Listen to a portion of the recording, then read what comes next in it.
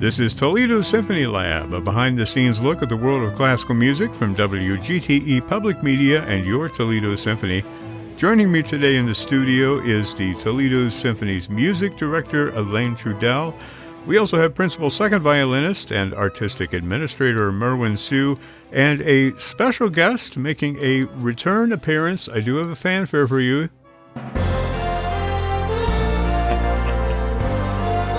Everybody gets a fanfare now.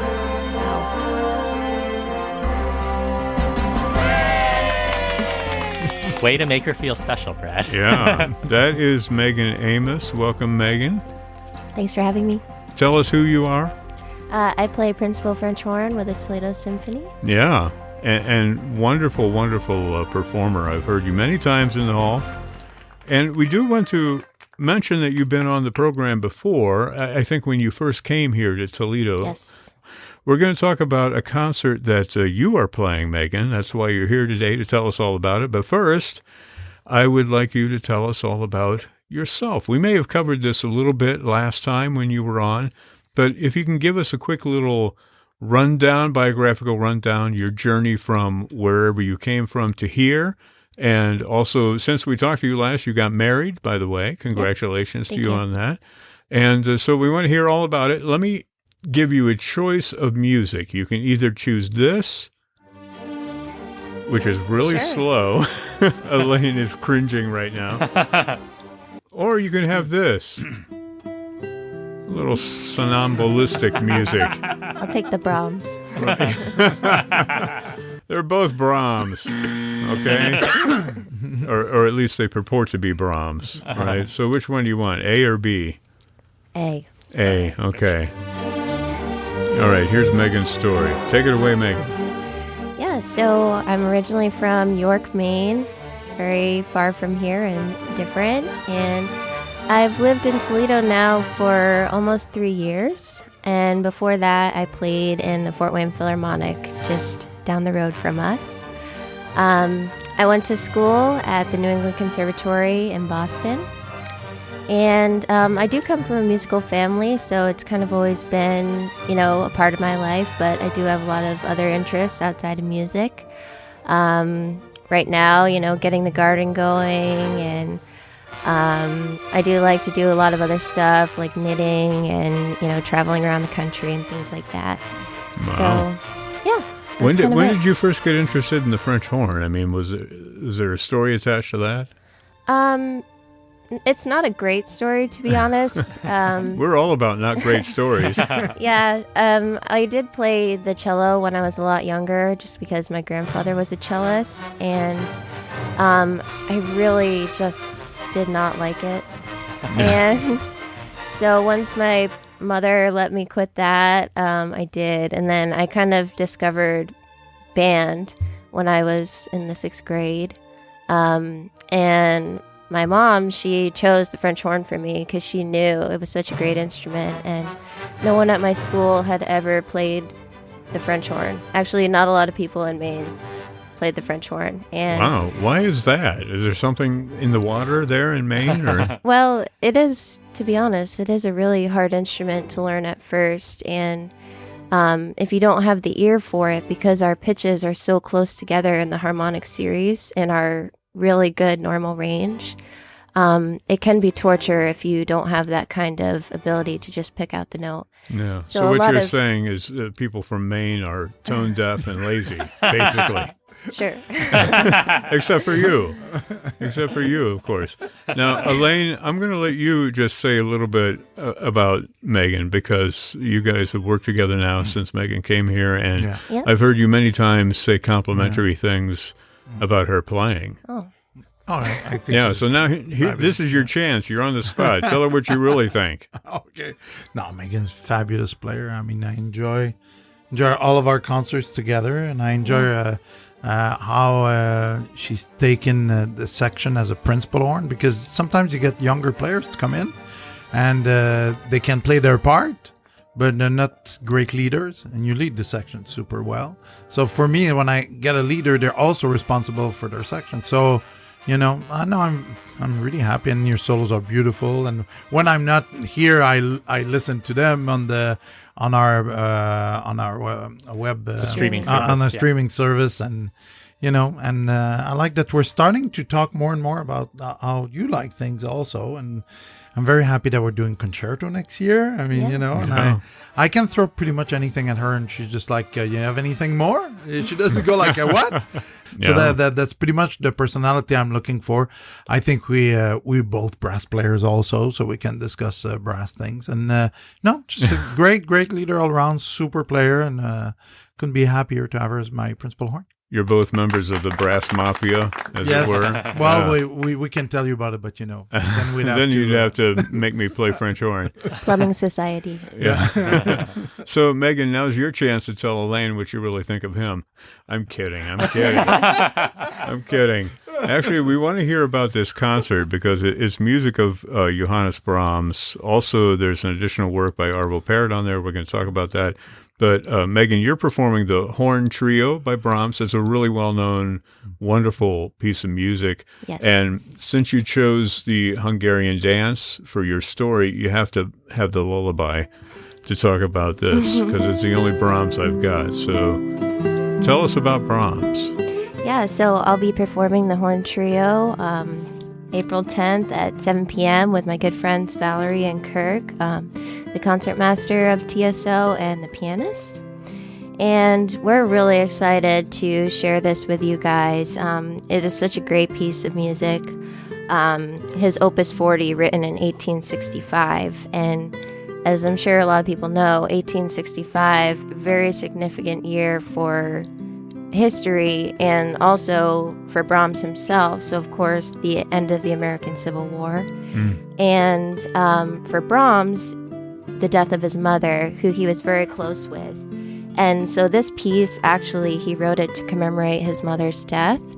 And something I learned about the piece when I was researching it was that he actually did not write another piece of chamber music for 8 years after he wrote this piece, which was the only point in his career that he did something like that. So it just shows, how much this piece meant to him, to his heart. Yeah. I did not know that about this particular piece. It's really a heartfelt story.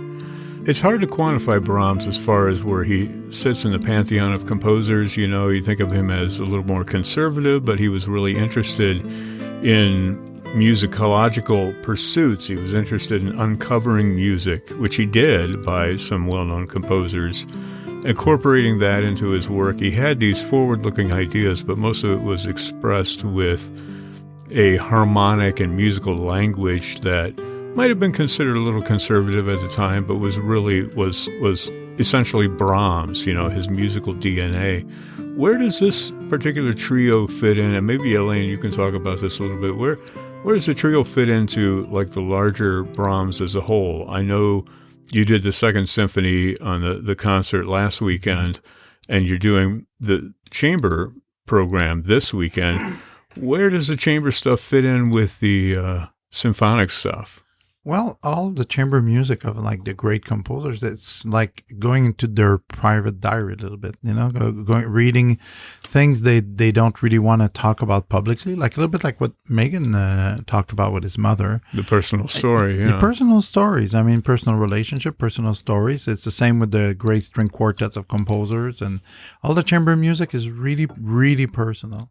And for Brahms, it's he's writing for people. It's like the other trio I'll talk about the other trio, but the clarinet trio, but it's really relating to people. And what's interesting about Brahms and the horn, and I don't know what you think, Megan, but is that you're talking about being conservative. I mean, it's music that he was not like a particular fan of the valve horn. Yeah, I was actually going to talk about that. Back in 1865. Oh, hang on. Oh. Okay. We're back in the Second Symphony. We're back in 1865. Okay. Well, what I was going to say is the horn I play in our orchestra, it has 3 buttons or valves, and this helps me change notes easier than what they played back in the day without valves, which really limited the amount of notes you could play and the different colors you could make. And so even in 1865, that modern horn was around. But Brahms, he actually decided, even though it was there, to write it for the natural horn, or hunting horn it was called. And I think it was for maybe a few reasons. This is kind of like speculation, so, we'll see. But what I learned is that the first theme of the first movement, he actually wrote that a long time before 1865, and maybe that was part of his decision as to why he used the natural horn for this. So he wrote that theme with the natural horn in mind, because that was what was around. And also, I learned that he actually played natural horn as a kid, as well as some other instruments. So back to the nostalgia of, like remembering his mother, I wonder if that's why he did that. But of course, I'll be playing my normal horn for this performance, but a lot of the choices I make while playing it, it's definitely with that in mind. But nowadays we play with such a bigger piano, we really need like that extra little oomph to keep up with the sound. But I do hope one day in my career to perform it without the valves. Okay. Yeah. Well, Elaine, are you listening? Brahms without valves. That's a concert right there unto itself, right? But you know what's interesting? Thinking of composer more conservative and more revolutionary, like Beethoven was more revolutionary.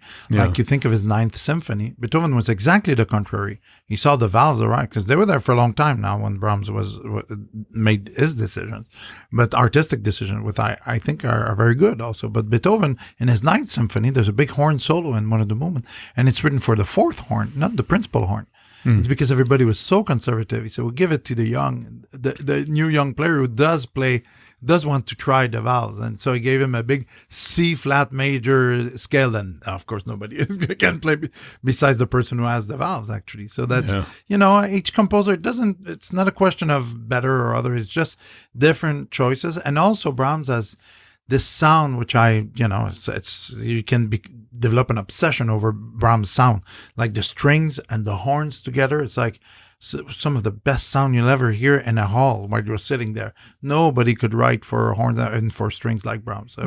Strauss for horn, but but for the strings with that, oh my God, the beginning, like when we played the Second Symphony, this opening with the cellos in the second movement, and then the horns joining in with the trombones, like it's incredible. Like, so it's really the blend that he puts it together. Yeah. And one of the things that I admire about Brahms's music, and this is, not connected to the orchestration or the actual gestures that he makes, is his sense of humor that seems to pervade, even the most serious works. There's always a little bit of not taking oneself so seriously.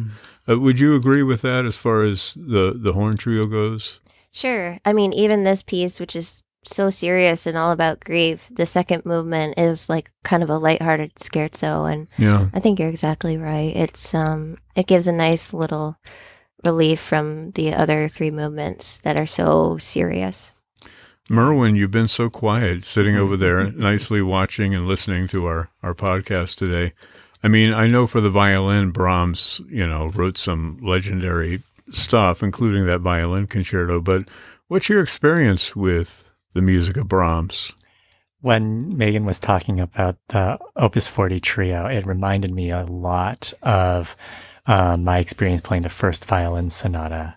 And it's kind of modeled after a song, the Regenlied, a rain song. And there's this just incredible sadness and nostalgia to it. It's it may be my favorite violin sonata. And I think that it strikes a very similar mood. I actually think of Brahms very much as an autumnal composer. And the great clarinet quintet, having had the chance to perform that piece as well. But I think the chamber music of Brahms, really, you can get so many different extraordinary emotional experiences. The early string sextets are so joyful, so open. And if you listen to the chamber music of Brahms and lead your life in that way, it's a life well led. Nice. life advice, life hacks from the pen of Johannes Brahms.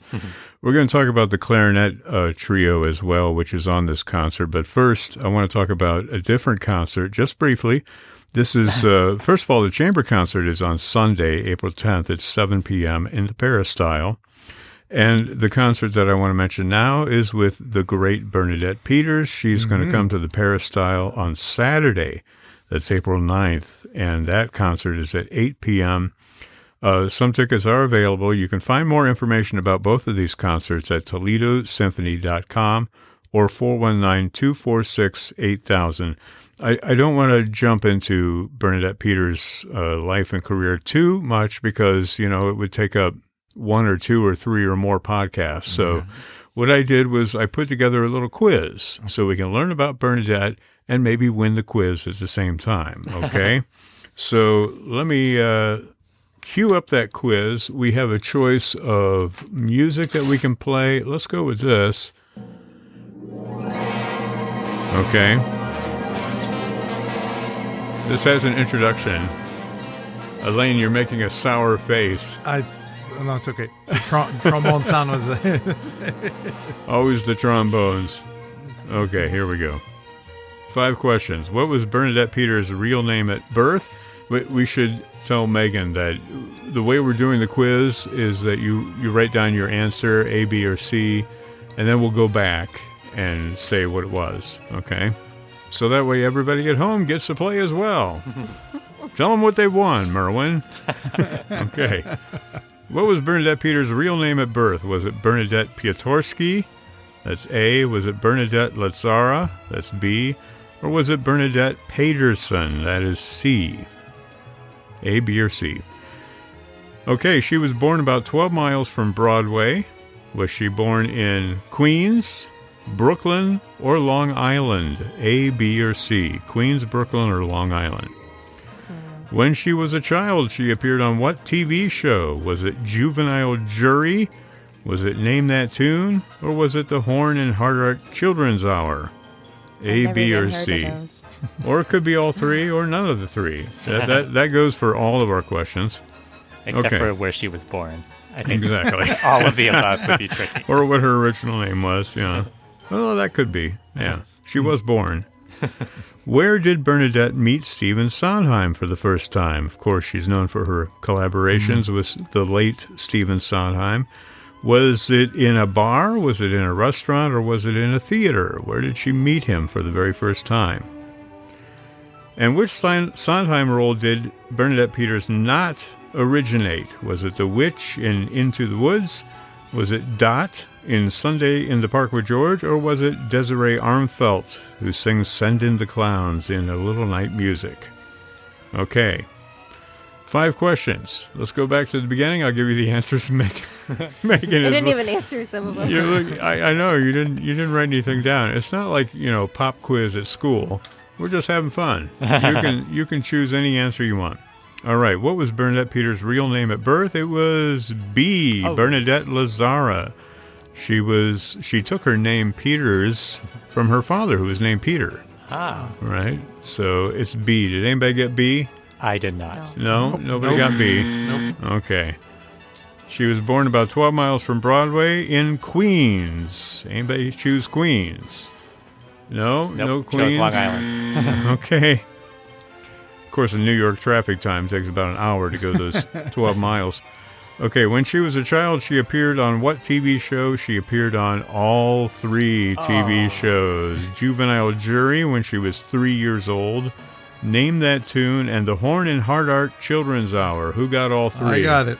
Excellent. I thought it would be the last one because, we're doing a horn trio episode, so I got fooled. I overthought it. Yeah, definitely. You gave too much credit to the quiz master there. Okay, where did Bernadette meet Stephen Sondheim for the first time? In a bar, in a restaurant, or in a theater? It was B, in a restaurant. Nope. Elaine got that? No? Nobody else? Luck prevails. It was in Joe Allen's restaurant. Have you ever heard of that? Yes, That's of like a course. big Broadway hangout. Yeah. But she didn't work with him until like 13 years later. Oh. But she met him for the first time at that restaurant. And what Sondheim role does she not originate? It was Desiree Armfeld's C, Send in the Clowns, Little Night Music. Elaine got that? Elaine. Anybody Yeah. else? Nope. Wow, Elaine won that quiz. Going away. 3 answers, 3 I to actually 0. only knew the last one. Yeah, but those were good guesses, Yeah. right? Mm-hmm. Well, we'll do a second part of the quiz a little bit later, but first, now we're going to talk about the. Let me bring on the drum roll. Clarinet Trio of Johannes Brahms. I don't have a clarinet cue here on the soundboard, so I mean we know he wrote those 2 fabulous clarinet sonatas. Older when he was much older and along in his career. Where does the clarinet trio fit into his output? And there are clarinet sonatas, and not viola sonatas. I'm just saying that. Yeah. So- Okay. Okay. Actually, well, now we fast forward about 25 years after the horn trio. So, and he retired. Actually, he retired from writing chamber music. He said, "I'm not writing anymore. It's 1819. It's that's it for me." And, Wow. But then the year after, he starts writing for his friend because he completely. How do you say? He's completely impressed and absolutely loves the playing of This is Richard Mühlfeld. Mühlfeld, Yeah. exactly. And Mühlfeld is a fantastic clarinet player, and it's all dedicated to him, right? So he writes this trio in 91. It's like Opus 114. Then Opus 115 is the clarinet quintet, and it just keeps going. So we owe a lot of the inspiration, because we know as soloists, often the pieces are written for people and not necessarily for instruments. Like, Joachim was the dedicated for The the violinist, violin yeah. concerto. And I have something in my mind. That's why I'm not so clear, because I want to talk about something before we continue. And it's just when you guys were talking about a way to live life and all that with Brahms, it came back to me a book I read. That was an amazing book. It's called Talks with Great Composers. And like a third of the book is with Brahms. And it's by Arthur Abel, A-B-E-L-L. You know what's interesting in it is that Brahms said that you cannot publish whatever I'm saying until 50 years after I'm dead. So the guy wrote this book. He has all this information, amazing information. Good thing he was very young when he got it. Yeah. And Did he so- talk about Clara Schumann in that book? No, he doesn't. And then I was hoping we had found the definitive story. No, he talks about divine inspiration and things that, people don't want to talk about usually. So, and he talks a lot about, and I'll get into the clarinet thing after, is that about being a vessel, a vehicle. That's why you have to, because Brahms is very well known for his skills. He's such an incredibly skilled composer, right? And he says you have to work on those skills so much so that when the inspiration comes, you work very hard and eventually kicks in. You have to be ready that it goes through you. If you have enough technique, it can go through you. And so that's really interesting. I mean, this is a book I recommend to anybody. Talks with Strauss on it. He talks with, this guy talks with a bunch of people about inspiration, about things that we don't want to talk about in public. Usually we just say, oh yeah, I played this concert there and it's wonderful. But like your feelings inside and how, like what inspires you. And sometimes they talk about God and things like that. So, you can't talk about that these days. So We have to get that book for Megan before the concert this week. Do you have that book? I don't know how to read. Just kidding. Good answer. Only TV. That's why I had to quit the brass family and become a conductor, because I actually had learned to read at some point. Yep. And they kicked me out. Plus, I don't drink beer, couldn't play trombone anymore. Right. But No more okay. brass mafia for you. Enough stereotypes. Let's continue. So Brahms, of course, being completely in love with the playing of Mühlfeld, he starts writing, and actually would write him letters. Like he would be talking, he would be at his place and just say, "Oh, remember Richard, how great he plays," and then he write a new piece. So this clarinet trio is the first work that he wrote of many that inspired him, and so he got him out of retirement a little bit. Yeah. It's really interesting, like the inspiration of writing for somebody. So when we play, there's always a personality behind it. It's still the notes and the style of the composer, but the composer is inspired by a particular player. So that's it's like when you were talking about Bernadette Peters. Did she premiere this role? Often those roles are written for people. They're not just an idea the guy had in his head or the woman had it in her head, and just say, well, let's find somebody to do that, right? So it's often written for a person. So all this clarinet music, it's like Mozart also. With his fabulous Stabler, his friend, the cheesemaker. He wrote all this music for him. Same as Bassett clarinet. Yeah, exactly. So there's again a link between composer and clarinet player and Mozart, composer, clarinet player and Brahms. Yeah. What was the name of that book again that you mentioned? So it's called Talks with Great Composers. Talks with Great Composers. Yeah, Are you in there or no? It's absolutely not. Yeah. By Arthur Abel. I want to say Abel, but maybe it's Abel. I don't know. But Abel, Abell. It's really, really, really an amazing book. I read it a long time ago, and I had it. And of course, a student, borrowed it, and you know what happens. And after a few years in teaching with my students, I always kiss my music on my book when I give them to them. So, that's so weird that you do that. I say, yeah, I'm kissing it goodbye. I'll never see it again. Totally. Well, let's do a second installment in our Bernadette Peters quiz. And I've got a little more music for us here. This is not quite as egregious as what played before. Well, there is a little trombone here and there. You can live with that, Elaine. Here we go. All right, 5 different questions.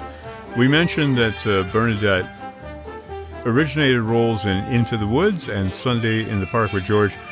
Which of those two came first? Sunday in the Park with George, or was it Into the Woods? And as I mentioned, it was about 13 years after they first met in the restaurant. Okay, that's only 2 answers, so it's A or B, right? And it's obviously not both, or none.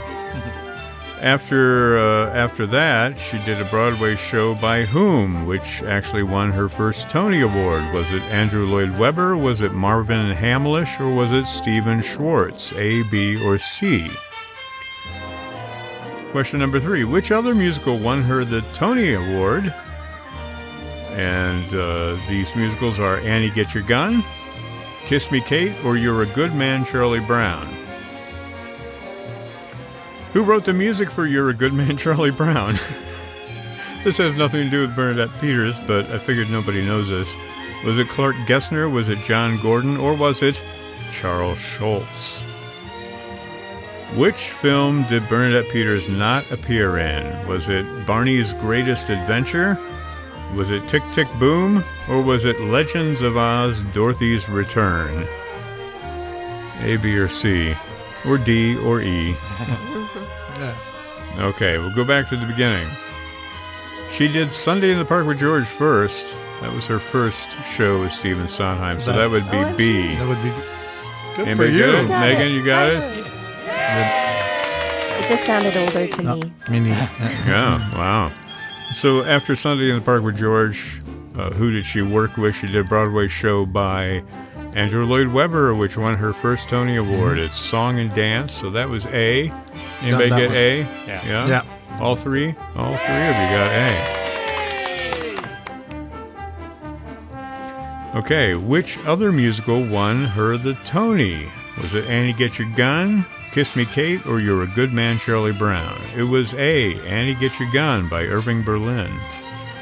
And Kiss Me Kate by Cole Porter. Who wrote the music for You're a Good Man, Charlie Brown? That answer would be A, Clark Gessner. Really? Clark Wow. Gessner, yeah. Didn't know. So Merwin got that. Did you get that? No. Nobody else got that? Who got Annie Get Your Gun? That was A. Did anybody get that? Merwin got that? Oh, boy. I don't know. Merwin is ahead by 1 right now. I just got 1, the second one. Yeah. Megan got 2. Yeah. Last question. Which film did Bernadette Peters not appear in? Barney's Greatest Adventure, Tick, Tick, Boom, or Legends of Oz, Dorothy's Return? I mean, this is kind of a... Are you hedging on this business? Yeah, this is a little bit hard to actually say, because when I say she does not appear in, that means, she appears. It could be her voice. It could be her personage, whatever have you. She actually appears in all 3 of them in one way or the other. So she sang the title song for Barney's Greatest Adventure. She was in Tick, Tick, Boom, That I know. the movie about Jonathan Larson. Yeah. And she was in The Legends of Oz, Dorothy's Return, which used her voice as a cartoon, but used her voice as well. So anybody get all three? No. That would be D. Nobody got that. Oh, I'm so sorry to report Merwin won that quiz. So Elaine, you and Merwin canceling each other out with the quiz. But it was worth it, right? I'll take it as a win. I think that's part of our relationship is canceling each other out in some way, shape, or form. Totally. What do you think of that, Megan? No comment. Megan is checked out at this point. Well, we've talked about Brahms, we've talked about Bernadette, and now we're going to talk about Arvo, because there's another piece of chamber music by Arvo Pärt on this concert. Merwin, I'm going to turn it over to you to inform us what this piece is about. Sure. One of the things that's amazing about both the clarinet trio and the horn trio is they feel so epic, but they're very concentrated pieces and they're very compact pieces. So it felt appropriate to add a piece to the program. And even though it's from a very, very different era, in a way, Arvo Pärt's Spiegel im Spiegel is a really great complement to those two pieces. When you're looking at these two Brahms programs, they really kind of shed light on kind of his earlier career and his later career. And it's a really fascinating comparison to hear the two pieces kind of mirroring each other. That's the reason that we kind of chose this piece with the Pärt. It's a very inward-looking piece, but I think technically there's something that's really, really intriguing about how Pärt and Brahms both work.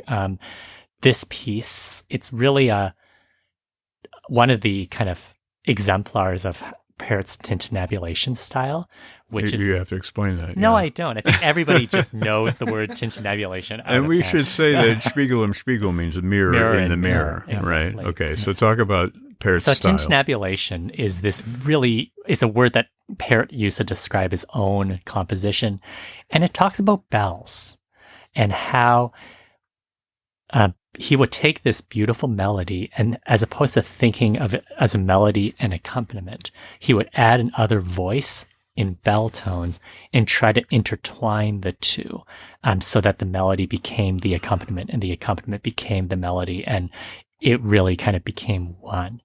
And if anybody's ever had to play an inner voice of Brahms, that's just something that it's very much part of Brahms's DNA as well. Yeah. Is you have these beautiful melodies, but the melodies themselves are not necessarily the height of Brahms's inspiration. It's how he intertwines the inner voices with them and creates something where you almost can't hear the melody without the inner voices surrounding it. And you hear that in its purest form in both the clarinet trio and the horn trio. And so I think the Pärt kind of opening the concert puts the listener in this mindset of like kind of combining voices together. And I think it works really, really well to hear the Brahms after hearing the Pärt. Yeah, it kind of fine-tunes your ear to accept Absolutely. everything that's going on in that Brahms. I've always heard that the piece itself, Mirror in the Mirror, refers to like an infinity mirror. Yeah, I've heard that too. I haven't heard that confirmed from him, so I didn't want to say that, but it is. It's such an intriguing image to think about. The idea, and if you don't know what an infinity mirror is, there's a mirror in front of you and a mirror behind you, so you look off and see reflections of the mirrors into infinity.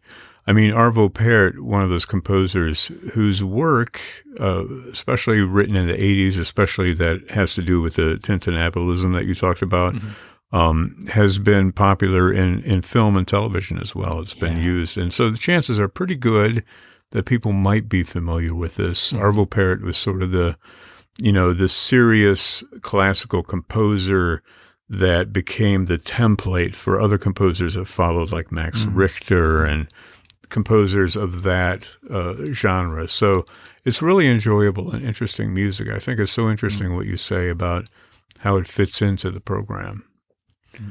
Well, I did have one other tack I wanted to pursue about Bernadette Peters, and that was the whole idea of the writer you know what a writer is. And Merwin, can you tell us what's on Bernadette's writer, or is that I absolutely cannot. That is not something I'm allowed to Here, do. I have the censor beep that you No. can say.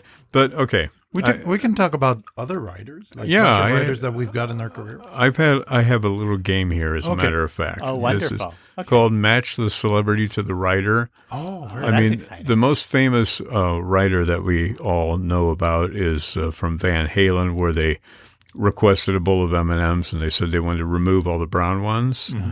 You know, later they said they did that on purpose to try to see what their technical director, you know, if he was following their rules to the letter or not.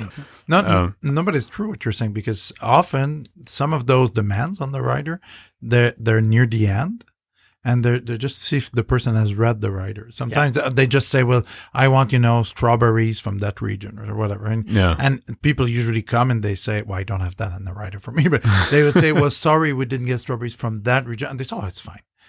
Because and it looks like they're divas, but sometimes because so many times people don't read the writers really, and there's always something wrong happening, so they go like, okay, they've read the writer, but it always looks funny when you see it. But do they follow through? Like if you ask for an elephant and something like that, baby elephants and tigers.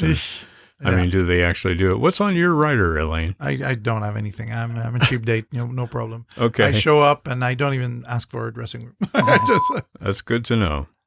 Okay, match the celebrity to the writer. So I'm going to give you 4 different writers, and then I'm going to give you 4 different celebrities, and you tell me which one goes with which. All right, you ready, Megan?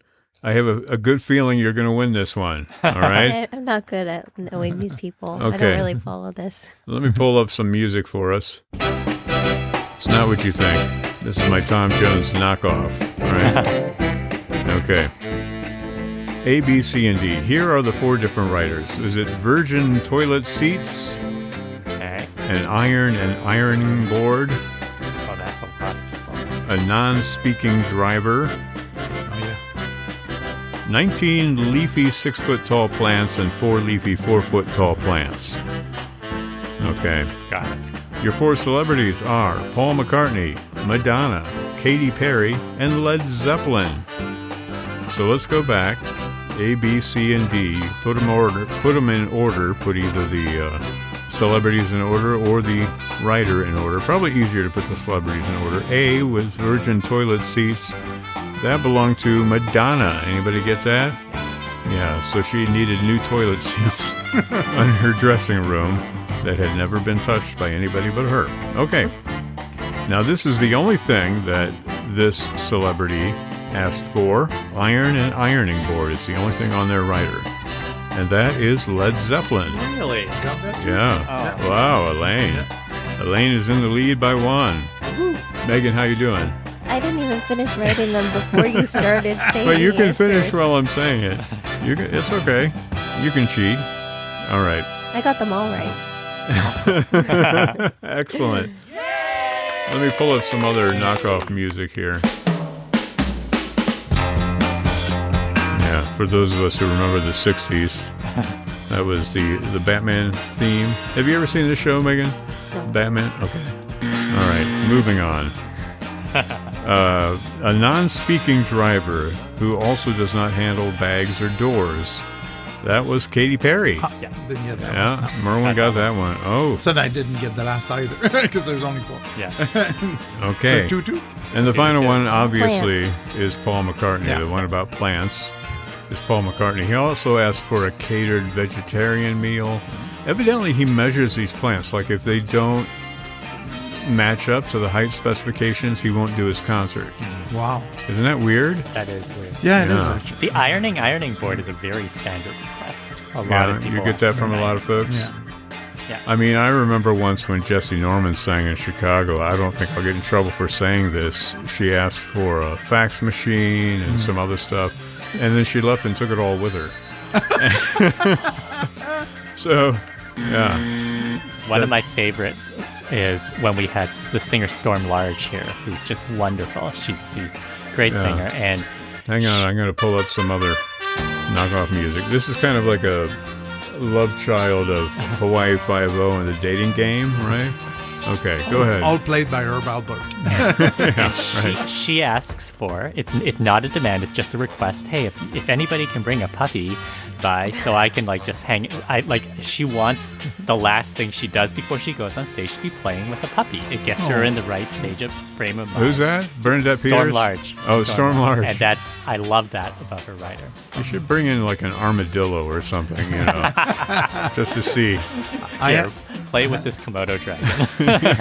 We had once an Italian opera singer, I'm not saying names, that she wanted to have air conditioning not on the side where she sings in the hall. Wow. Yeah, that was very, very difficult. We had to prove that there was no Moses, you parted the air conditioning, ocean of air Yeah, conditioning. It was very, very complicated. Yeah. Wow. Any other writer details we want to hear about or that you want to tell? I think I'll pass on that, though. You can keep it anonymous. No, I think I'll pass on that. The Storm Large one is the one that I always really like. Yeah. So now let me ask you a final question for the show today. What would be on your writer if you needed to add something to your writer? Okay. We'll start with you, Merwin. Cherry Coke. Cherry Coke. I never buy it, but I love that. I love having a little bit of caffeine right before I play, but just a little one. Excellent. What about you, Elaine? Oh, I don't know. I mean, we know you don't put anything on your writer, but if you had to, what would it be? Well, the only thing I ask is to have water everywhere I am. Like if there's a bottle of water on the podium, not for the concert, obviously, but rehearsal, I need water in the podium, water backstage, water in my dressing room. No, we're not talking tap water. We're talking like sparkling water or... No, whatever they have. Usually they just bottle water. I mean, they won't put a glass. Bottled water. Just water. Just want to make sure, and... but let's say if I can add something fancy, that would be fun. Yeah. Sky's the limit. You can ask for anything. I don't know. Baby elephants, tigers. No, maybe not. Maybe I don't know, chocolate covered espresso beans. There you go. Oh yeah. So I don't cut that too fast, Yeah. What do you got, Megan? Oh, I don't know. I mean, I know a lot of people say the opposite, but I like to play when I'm like really full. So just, I don't know, a little snack.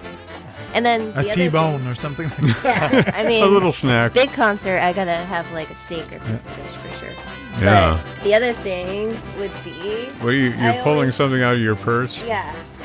Your bag? What is that? Oh, lip balm. Oh, yeah, that's the good stuff. I would never let someone else be responsible for that, so I would bring it myself. You would bring lip balm. Actually, but there are artists who have specific toiletries, and they actually take pictures of the toiletries that they request, and so they don't want to have to purchase or bring them, but you have to purchase the exact brand. Oh, wow. So you could just take a picture of the lip balm, and say, or you could say, I want a big bowl of lip balm, the brown ones removed. Right? Totally.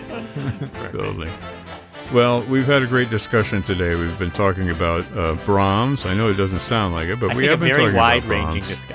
We had a wide-ranging discussion. Brahms and Bernadette, 2 different concerts happening this weekend. Yeah. Bernadette Peters coming to the Peristyle on April 9th. That's Saturday night. And then the following day, Sunday at 7 p.m., it is a chamber concert featuring Megan Amos, principal horn of the Toledo Symphony, performing the Brahms Horn Trio, also the Brahms Clarinet Trio, as well as Arvo Pärt's Spiegel im Spiegel, or Mirror in Mirror. All of that is on the website. You can find more information about it. Get your tickets there at ToledoSymphony.com or 419-246-8000.